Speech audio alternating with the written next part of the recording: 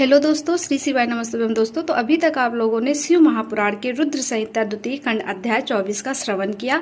आज हम अध्याय 25 का पाठ करेंगे और आप लोगों को भी पढ़कर सुनाएंगे। तो हे दोस्तों, आप लोगों से हमसे जो भी जाने अनजाने में गलतियां हो जाती हैं, मात्र इस ग्रंथ को सुन लेने से हमारे सारे पाप कट जाएंगे। तो कृपया वीडियो पर पूरा बने रहिएगा। हर हर महादेव अवश्य लिखना। प्रयाग में समस्त महात्मा मुनियों द्वारा किए गए यज्ञ में दक्ष का भगवान शिव को तिरस्कार पूर्वक श्राप देना तथा नंदी द्वारा ब्राह्मण कुल को श्राप प्रदान भगवान शिव का नंदी को शांत करना। ब्रह्मा जी कहते हैं, नारद, पूर्व काल में समस्त महात्मा मुनि प्रयाग में एकत्र हुए थे। वहां सम्मिलित हुए उन सब महात्माओं का विधि विधान से एक बहुत बड़ा यज्ञ हुआ। उस यज्ञ में सनकादि सिद्धगण देव ऋषि प्रजापति देवता तथा ब्रह्मा का साक्षात्कार करने वाले ज्ञानी भी पधारे थे। मैं भी मूर्तिमान महातेजस्वी निगमों और आगमों से युक्त हो सपरिवार वहां आ गया। अनेक प्रकार के उत्सवों के साथ वहां उनका विचित्र समाज जुटा था। नाना शास्त्रों के संबंध में ज्ञान चर्चा एवं वाद विवाद हो रहे थे। मुने उस अवसर पर सती तथा पार्षदों के साथ त्रिलोक हितकारी सृष्टिकर्ता एवं सबके स्वामी भगवान रुद्र भी वहां आ पहुंचे। भगवान शिव को आया देख संपूर्ण देवताओं, सिद्धियों तथा मुनियों ने और मैंने भी भक्ति भाव से उन्हें प्रणाम किया और उनकी स्तुति की। फिर शिव की आज्ञा पाकर सब लोग प्रसन्नता पूर्वक यथास्थान बैठ गए। भगवान का दर्शन पाकर सब लोग संतुष्ट थे और अपने सौभाग्य की सराहना कर रहे। इसी बीच में प्रजापतियों के भी पति प्रभु दक्ष, जो बड़े तेजस्वी थे, अकस्मात घूमते हुए प्रसन्नता पूर्वक वहां आ गए। वे मुझे प्रणाम करके मेरी आज्ञा ले वहां बैठे। दक्ष उन दिनों समस्त ब्राह्मणों के अधिपति बनाए गए थे, अतएव सबके द्वारा सम्मानीय थे, परंतु अपने इस गौरवपूर्ण पद को लेकर उनके मन में बड़ा अहंकार, क्योंकि वे तत्व ज्ञान से शून्य थे। उस समय समस्त देव ऋषियों ने नतमस्तक हो स्तुति और प्रणाम के द्वारा दोनों हाथ जोड़कर उत्तम तेजस्वी दक्ष का आदर सत्कार किया। परंतु जो नाना प्रकार के लीला विहार करने वाले सबके स्वामी और उत्कृष्ट लीलाकारी स्वतंत्र परमेश्वर हैं, उन महेश्वर ने उस समय दक्ष को समस्त नहीं झुकाया।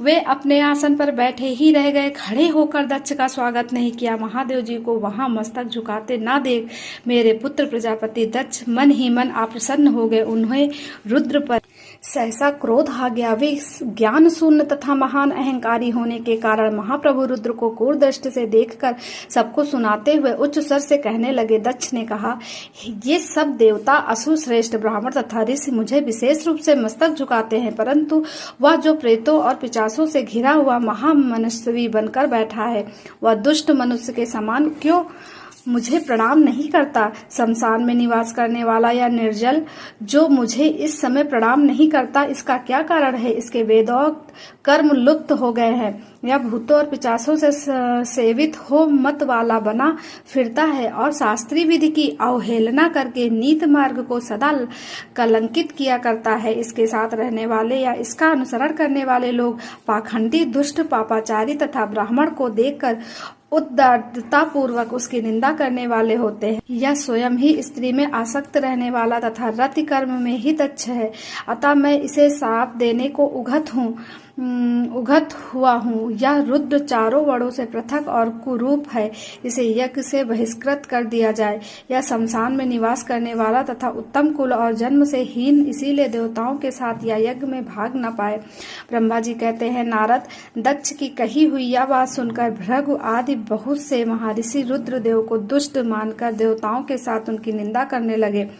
दक्ष की बात सुनकर नंदी को बड़ा रोष हुआ। उनके नेत्र चंचल हो उठे और वे दक्ष को श्राप देने के विचार से तुरंत इस प्रकार बोले। नंदीश्वर ने कहा, अरे रे महामूढ़, दुष्ट बुद्ध सठ दक्ष, तूने मेरे स्वामी महेश्वर को यज्ञ से बहिष्कृत क्यों कर दिया? जिनके स्मरण मात्र से यज्ञ सफल और तीर्थ पवित्र हो जाते हैं, उन्हीं महादेव जी को तूने श्राप दे दिया है। कैसे दे दिया? दुर्बुद्धि दक्ष, तूने ब्राह्मण जाति की चपलता से प्रेरित हो इस रुद्र को व्यर्थ ही श्राप दे डाला है। महाप्रभु रुद्र सर्वदा निर्दोष हैं, तथापि तूने व्यर्थ ही उनका उपहास किया है। ब्राह्मण धम, जिन्होंने जिस जगत की सृष्टि की, जो इसका पालन करते हैं और अंत में जिनके द्वारा इसका संहार होगा, उन्हीं इन महेश्वर रूप को तूने श्राप कैसे दे दिया? नंदी के इस प्रकार फटकारने पर प्रजापति दक्ष रोष से आग बबूला हो गए और उन्हें श्राप देते हुए बोले, अरे रुद्रगणों, तुम सब लोग वेद से बहिष्कृत हो जाओ, वैदिक मार्ग से भ्रष्ट तथा महर्षियों द्वारा परित्याग हो पाखंड वाद में लग जाओ और शिष्टाचार से दूर रहो। सिर पर जटा और शरीर में भस्म एवं हड्डियों के आभूषण धारण करके मद्यपान में आसक्त रहो। जब दक्ष ने शिव के पार्षदों को इस प्रकार श्राप दे दिया, तब उस श्राप को सुनकर शिव के प्रिय भक्त नंदी अत्यंत रोष के वशीभूत हो गए। शिलाद पुत्र नंदी भगवान शिव के प्रिय पार्षद और तेजस्वी हैं। वे गर्व से भरे हुए महादुष्ट दक्ष को तत्काल इस प्रकार उत्तर देने लगे। नंदीश्वर बोले, अरे सठ दुर्बुद्ध दक्ष, तुझे शिव के तत्व का बिल्कुल ज्ञान नहीं है, अतः तूने शिव के पार्षदों को व्यर्थ ही श्राप दे दिया। अहंकारी दक्ष, जिनके चित्त में दुष्टता भरी है, उन भृगु आदि ने भी ब्राह्मण तत्व के अभिमान में आकर महाप्रभु महेश्वर का उपहास किया है, अतः यहाँ से भगवान रुद्र से विमुख तुच्छ जैसे दुष्ट ब्राह्मण विद्वान हैं, उनको मैं रुद्र तेज के प्रभाव से ही श्राप दे रहा हूँ। तुझ जैसे ब्राह्मण कर्म फल के प्रशंसक वेदवाद में फंसकर वेद के तत्व ज्ञान से शून्य हो जाएं। वे ब्राह्मण सदा भोगों में तन्मय रहकर स्वर्ग को ही सबसे बड़ा पुरुषार्थ मानते हुए स्वर्ग से बढ़कर दूसरी कोई वस्तु नहीं है ऐसा कहते रहे तथा क्रोध लोभ और मद से युक्त हो निर्जल विच्छुक बने रहे। कितने ही ब्राह्मण वेद मार्ग को सामने रखकर शूद्रों का यज्ञ कराने वाले और दरिद्र होंगे तथा दान लेने में ही लगे रहेंगे। दूषित दान ग्रहण करने के कारण वे सब के सब नरकगामी होंगे। दक्ष, उनमें से कुछ ब्राह्मण तो ब्रह्म राक्षस भी होंगे, जो परमेश्वर शिव को सामान्य देवता समझकर उनसे द्रोह करता है। वह दुष्ट बुद्धि वाला प्रजापति दक्ष तत्व ज्ञान से विमुख हो जाए या विषय सुख की इच्छा से कामना रूपी कपट से युक्त धर्म वाले गृहस्था आश्रम में आसक्त रहकर कर्म कांड का तथा कर्म फल की प्रशंसा करने वाले सनातन वेदवाद का ही विस्तार करता रहे। इसका आनंददायी मुख नष्ट हो जाए या आत्मज्ञान को भूलकर पशु के समान हो जाए तथा यह दक्ष कर्म भ्रष्ट हो शीघ्र ही बकरे के मुख से युक्त हो जाए। इस प्रकार कुपित हुए नंदी ने जब ब्राह्मणों को और दक्ष ने महादेव जी को श्राप दिया, तब वहां महान हाहाकार मच गया। नारद में वेदों का प्रतिपादक होने के कारण शिव तत्व को जानता हूँ, इसीलिए दक्ष का वहां श्राप सुनकर मैंने बारंबार उसकी तथा भृगु आदि ब्राह्मणों की भी निंदा की। सदाशिव महादेव जी भी नंदी की यह बात सुनकर हंसते हुए मधुर वाणी में बोले। वे नंदी को समझाने लगे। सदाशिव ने कहा, नंदी मेरी बात सुनो, तुम तो परम ज्ञानी हो, तुम्हें क्रोध नहीं करना चाहिए। तुमने भ्रम से यह समझकर कि मुझे श्राप दिया गया है, व्यर्थ ही ब्राह्मण कुल को श्राप दे डाला। वास्तव में मुझे किसी का श्राप छू ही नहीं सकता, अतः तुम्हें उत्तेजित नहीं होना चाहिए। वेद मंत्र अक्षर में और सूक्त में, उसके प्रत्येक सूक्त में समस्त देहधारियों के आत्मा परमात्मा प्रतिष्ठित हैं, अतः उन मंत्रों के ज्ञाता नित्य आत्मवेता हैं। इसीलिए तुम रोषवश उन्हें श्राप ना दो। किसी की बुद्धि कितनी है दूषित क्यों ना हो, वह कभी वेदों को श्राप नहीं दे सकता। इस समय मुझे श्राप नहीं मिला है, इस बात को तुम्हें ठीक ठीक समझना चाहिए। महामते, तुम सनकादि सिद्धों को भी तत्व ज्ञान का उपदेश देने वाले हो, अतः शांत हो जाओ। मैं ही यज्ञ हूँ, मैं ही यज्ञ कर्म हूँ, यज्ञों के अंगभूत समस्त उपकरण भी मैं ही हूँ। यज्ञ की आत्मा मैं हूँ, यज्ञ परायण यजमान भी मैं हूँ और यज्ञ से बहिष्कृत भी मैं हूँ। यह कौन, तुम कौन और ये कौन, वास्तव में सब मैं ही हूँ। तुम अपनी बुद्धि से इस बात का विचार करो।